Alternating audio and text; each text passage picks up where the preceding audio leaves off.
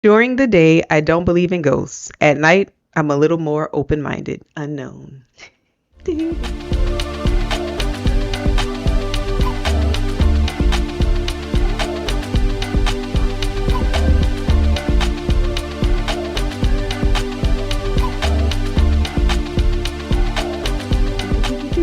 All right, you guys, welcome back to Sis N Giggles. I'm your co-host Kecia, And I'm Karen. and we are celebrating Halloween. Spooky. My favorite holiday. Ooh. I should have wore a whole costume I mean, and just like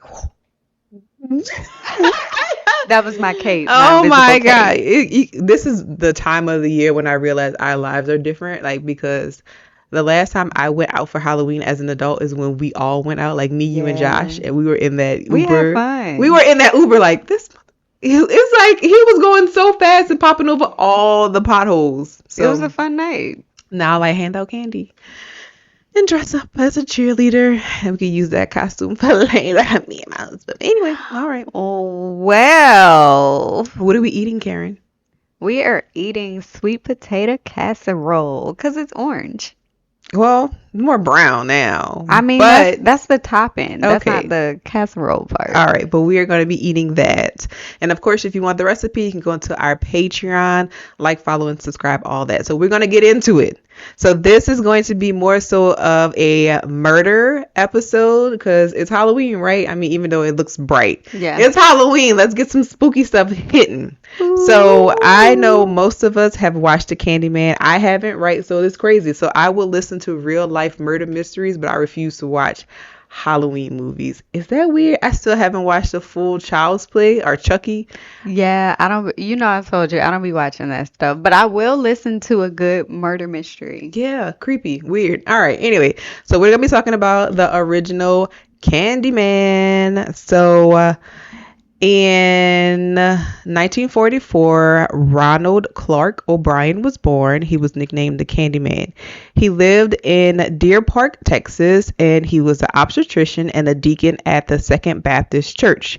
He sang in a choir and ran the bus program in his town. So you gotta watch those churchgoers.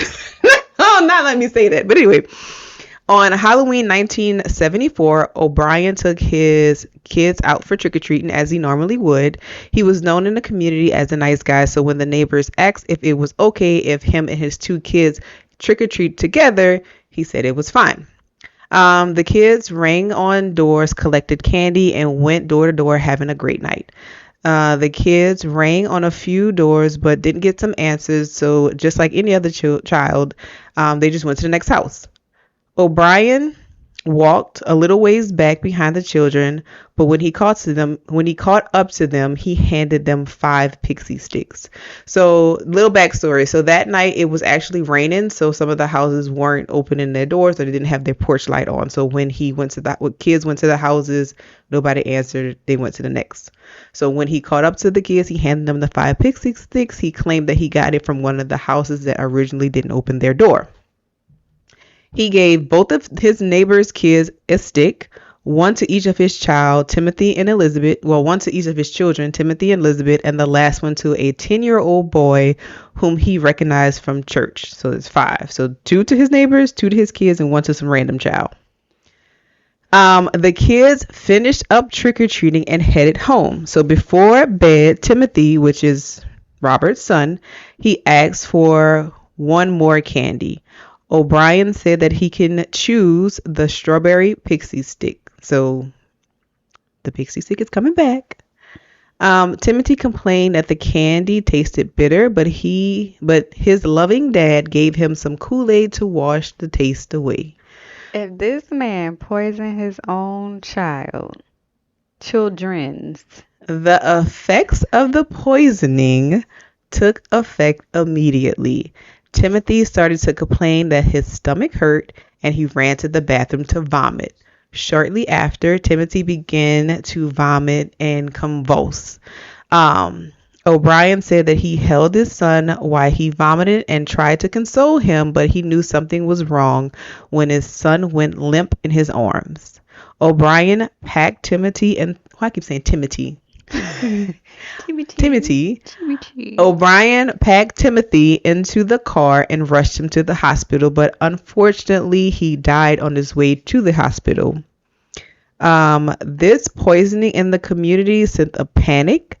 Children and parents in the Deer Park community turned in all of the candy that the kids had from trick-or-treating to the police. Timothy's autopsy revealed that he had been killed by cyanide found in the pixie stick. O'Brien claimed that he received the candy while trick-or-treating, and 4 out of the 5 candies were recovered but not consumed by the other children. The police notified the parents of the 5th candy. When they could not find the candy in question, they became hysterical. The parents rushed into the child's room to find him asleep with the uneaten candy stick. So he was sleeping with the candy stick. The panic! Oh my God! The panic, right. So the boy had been unable to open the candy due to the packaging. Police could tell that the candies had been tampered with, and they were open and the top 2 inches refilled with cyanide and stapled back together.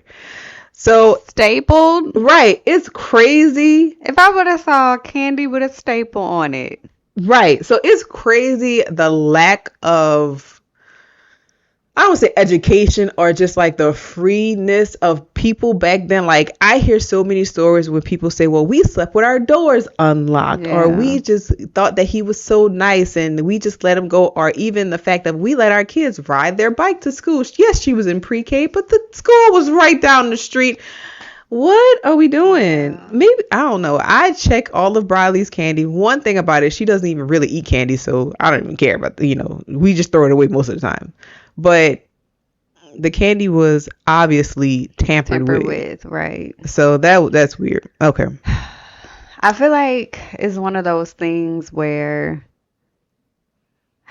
like, in certain cultures, for instance, not American, but in certain cultures, like, I heard about this guy in Bali on TikTok. He was saying, like, people just let their kids run around because, like, in that culture, they don't be messing with kids. So he was like, they had like a little kid that ran in the barber shop, and he's like, my immediate reaction as American was like, whose child is this? Like, where are their parents? And he's like, the shop owner was just like, oh, it's someone's kid around here. He pops in and out all the time. But like, they had no real concern because of the culture. And I'm like, was it nowadays, like, everything's on social media, everything's online, so you see more, you're exposed to more.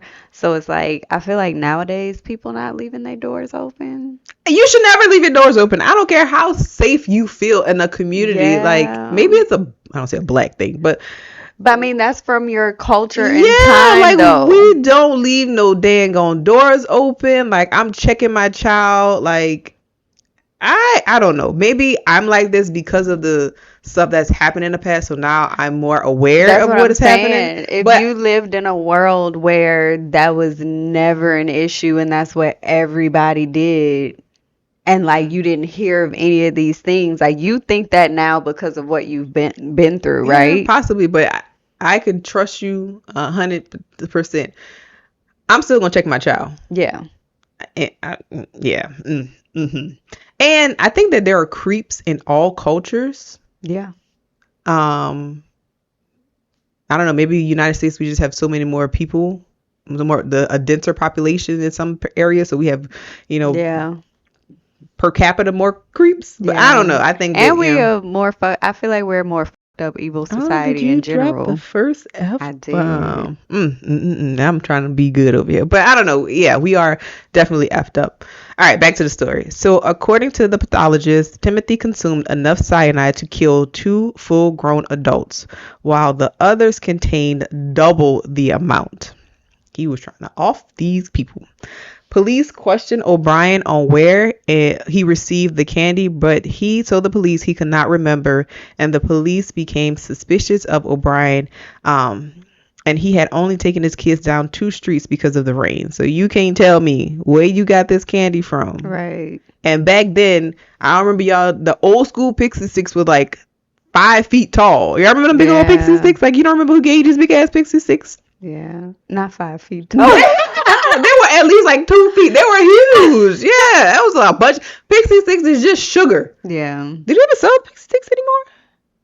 I don't know. I haven't seen them in a long Are time. we that old? Have we phased out of candy? Bruh, we're definitely phasing out of candy. Jesus. The other day, somebody said lemon heads to me. I love and lemon heads. I do too, but I was like, I really can't think about the last time I saw lemon heads. In my car, I have to have a pack of hot tamales, a pack of Mike and Ike's, and lemon heads. Like, at any Yeah, given time, I have you one of old those them 3 all candies. old candies. Are they old? Our old candies were the strawberry candies, like the purse candies, Right. strawberry cheese. Are those old candies? Yeah, they're old candies. You just took my soul. Okay, anyway. God. Pixie sticks. They're probably like, this ancient they talking about. Go look it up if you do not know what a pixie stick is. All right, so the police knocked on all the doors, but none of them claimed to give out the pixie sticks. After walking the neighborhood multiple times with the police, O'Brien led them to a home where no one answered, and he claimed that night on Halloween, the owner of the house did not turn the light on, but he cracked the door and handed them the 5 pixie sticks. This don't even sound believable. And why would you take that candy? You think I'm going to take candy from somebody who just cracked the door and was like, Here you go, my dear. Girl, look, it continues. He said that he can only see the man's arm, and the arm was hairy. So the description was a random white arm, a random At a hairy dark arm house. in a dark house. All right. what? I would have been like, no. He was like, sure, I'll give it to my kids. Oh, this man Child. is lying. All right, so the police soon found out that the owner of the house was Courtney Melvin. He worked as a traffic controller, and 200 people could confirm that he had been at work on the night of Halloween. As the investigation continued, the police learned that O'Brien was in debt over $100,000. That In was a lot back today's then. time, that is $620,000. And it was also found out that he was unable to hold down a job. He should have took the cyanide and not gave it to the children. Girl, look. In the past 10 years, he had 21 jobs. At the time of his arrest, he was on the verge of being fired from his current job. His car was in the process of being repossessed, and he had defaulted on several bank loans, as well as his house was being foreclosed on. Police also found out that O'Brien had taken life insurance on his kids months before Timothy's death. In January of 1974, he had taken out $10,000, which is $62,000 in today's time, for both of his kids. The month before Timothy died, he took out an additional $20,000, which is $123K in today's time. Days before he died, he took out another $20,000. So he took it out, and took it out, and took it out again. So totaling $60,000 in insurance on all of his kids. An estimated $370K in today's time. O'Brien's wife claims that she did not know anything about the insurance policy, and the morning after Timothy's death, instead of mourning, he called the insurance company to inquire on when he would be able to get this paid out. Give me the check! Give me the coins! People are so stupid. You are so dumb. Like, Why would you call the next day? next day. That's not going to be on your Oh, mind. my son died. Look at Right. this check. Now, granted, I understand people do use the insurance company or the insurance check to pay for the funeral, but damn. The next day. Girl, look. In the background, the police were still putting the puzzle pieces together. They also discovered that O'Brien had inquired about cyanide at a chemical supply store in Houston shortly before Halloween night. So it was like, you ain't even trying to hide the fact. And what city was he in? Houston. No, he was in Deer Park. which So is outside of Houston. yes. Wow. So he just went, wow. Yeah. Police begin to suspect that O'Brien killed Timothy for the insurance money and laced other sticks to cover his crime. O'Brien was arrested November 5th, 1974 on capital murder charges and 4 counts of attempted murder. He pleaded not guilty. During the trial, a chemical salesman testified that O'Brien had asked him how to purchase cyanide. His co-workers and friends also testified that in the months leading to the murder, O'Brien was unusually interested in cyanide and spoke about it killing a person. His in-laws also stated that at Timothy's funeral, O'Brien spoke on using the insurance money to take a vacation and buy luxury items. At the funeral? At the funeral. He has no couth. No, uncouth. You are uncouth, sir. On January 3rd, 1975, the jury only took 46 minutes to find O'Brien guilty and 71 minutes to sentence him to death. His wife filed for a divorce and remarried her new husband, and he adopted Elizabeth, the other child. That is the history behind the Candyman. That's insane. That is insane. Insane in the membrane. Bow, bow, bow. All right, we got another one. Okay. It's a twofer.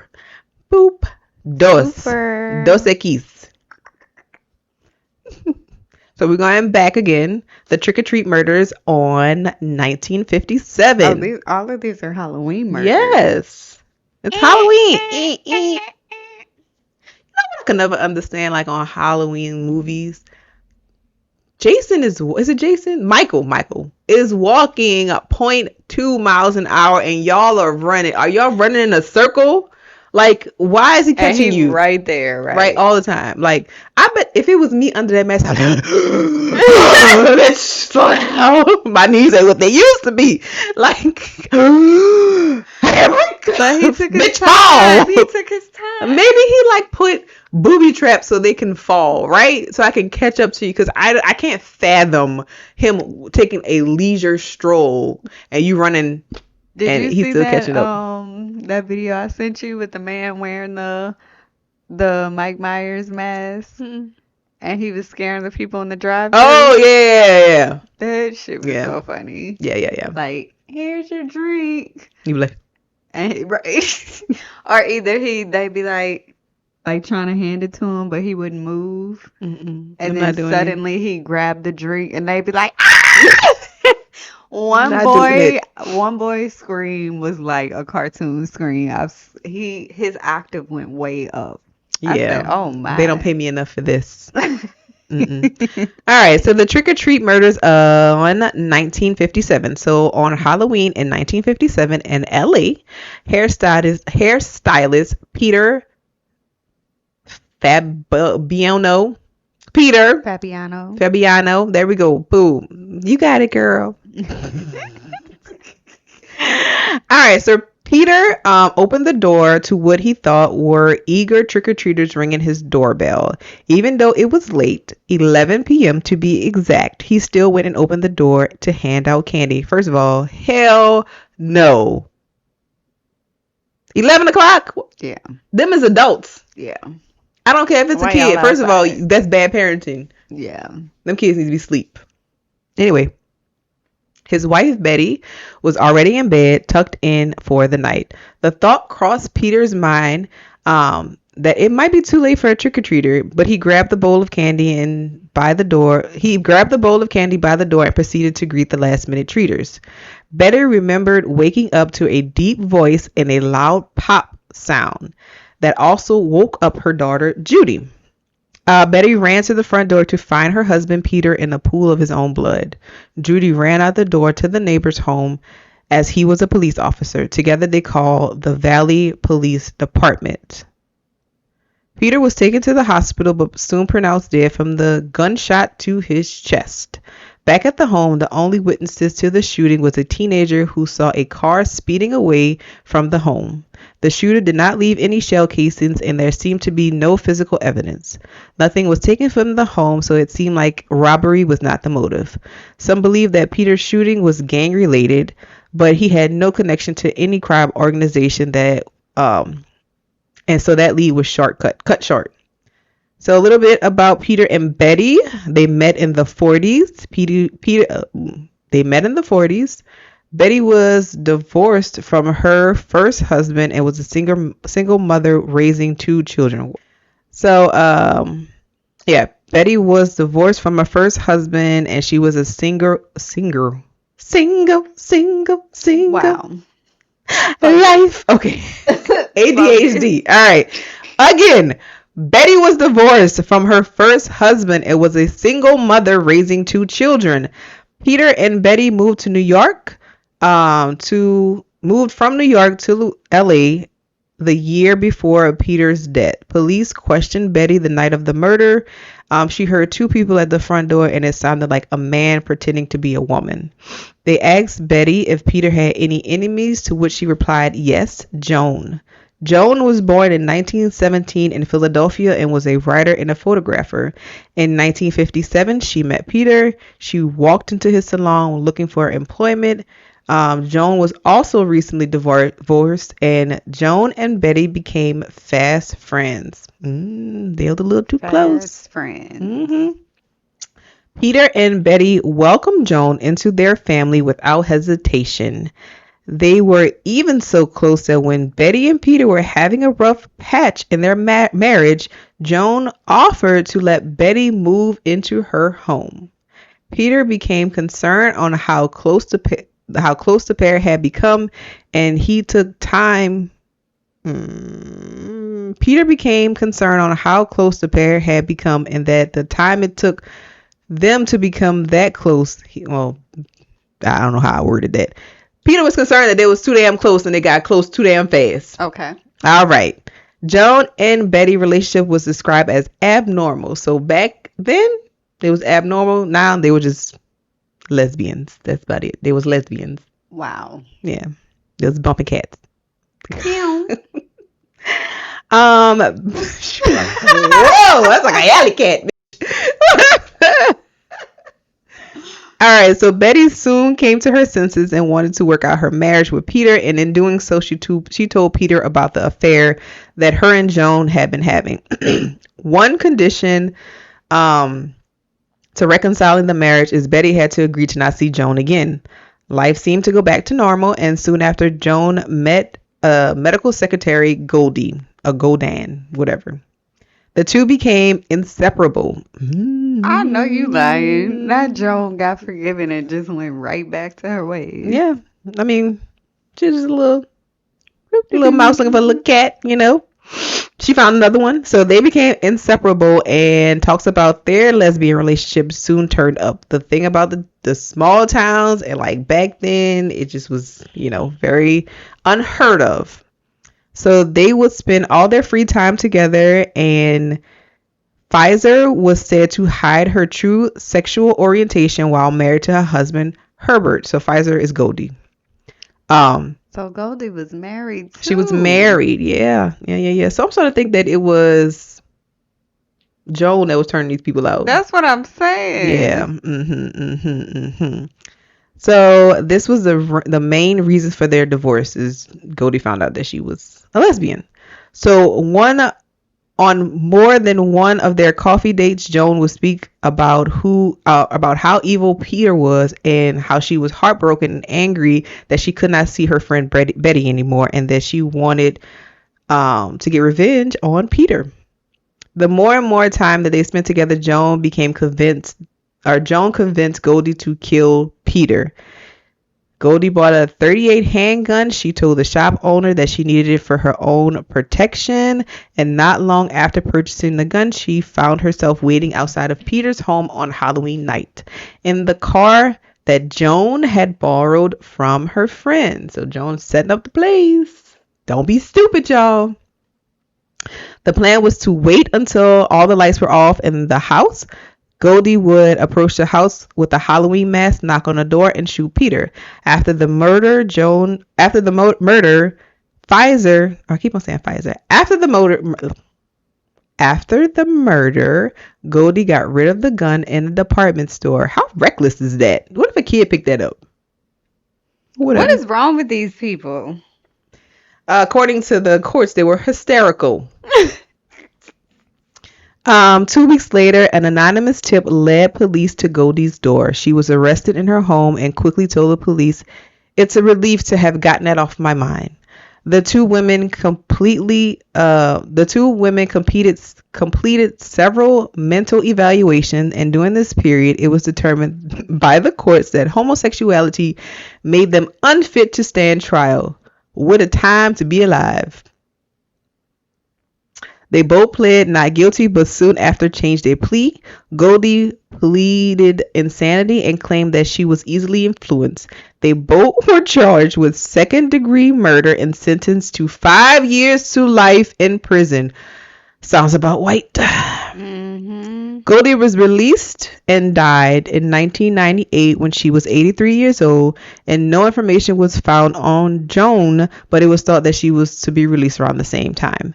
Betty sold the family's beauty business and died in 1999, and they couldn't really figure out if she had anything to do with her husband's death. So that is 2 Halloween murders. Burr, burr, burr. So the Candyman killed his children, or was trying to kill the whole lot of them. Right. For insurance money. And Joan and Betty had a lesbian relationship, and Joan was very spiteful, and she coerced somebody else to do her dirty work. Don't ever let nobody let y'all do the dirty work. Like, do your own dirty work. Yeah. You can't tell on yourself, right? I mean, you can. You can, but like, damn. Right. At least you'll see it coming if you tell on yourself. Right. Or at least, like, if I'm doing something for myself, I'm doing it for myself. I get in trouble for my actions. Like, I'm not gonna get in trouble for somebody else's actions. Yeah. Like, at the end of the day, she's still in love with this woman, and you killing her husband. Like, where you gonna end up? Because she gonna want her to go back to him. Like, right. So you just gonna be, oh, I killed her. Right. They gotta kill you too. Right. Then we got a problem. Because I got 3 bodies on my hand now. It's not adding up. The math is not mathing. Oh, these people is crazy. They're crazy. Y'all be careful. Here, especially for Halloween. Parents, check your candy that your kids are getting. Mm-hmm. Don't let them be out at 11 p.m. trick-or-treating. We have a scheduled time in my neighborhood. Like, it starts at 6, 8 o'clock. 8 o'clock? Oh, that's a good Cut them lights off. Yeah. Because, around Halloween, it starts to get dark. chilly. Oh. Time has changed. Yep. Mm-hmm. I'm cold. I'm ready to go home. Yeah. I think 6 to 8 is plenty of time. Yeah. They don't need 4 hours of getting candy. Now, when I was older, we used to be out all late to the night, but we ain't had no business. Yeah, you wasn't knocking on doors for candy at that point. No. So I hope you guys learned some interesting information about our Halloween special. Whoop, whoop, whoop. Yes. And yeah, you have anything, Karen? I don't have anything. All right, see y'all next time. Bye. Yeah, bye.